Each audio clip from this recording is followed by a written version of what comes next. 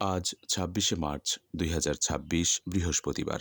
বছর ঘুরে আবার ফিরে এসেছে মহান স্বাধীনতা দিবস ও গৌরবময় জাতীয় দিবস, যা ইতিহাসের পরিক্রমায় এবার ৫৬তম।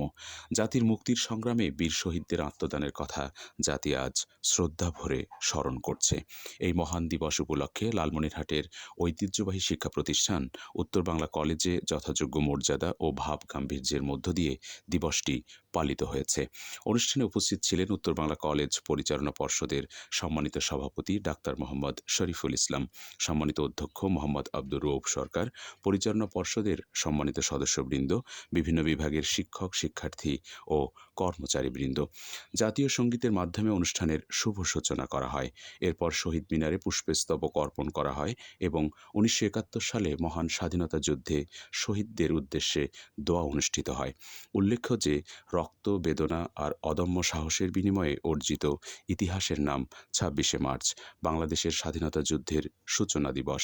দিনটি বাঙালি জাতির আত্মপরিচয়ের ভিত্তি হয়ে আছে।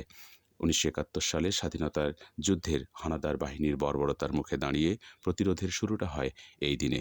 এরপর ৯ মাসের প্রাণপণ যুদ্ধের পর বাঙালি জাতি পায় স্বাধীন বাংলাদেশের লাল সবুজের পতাকা।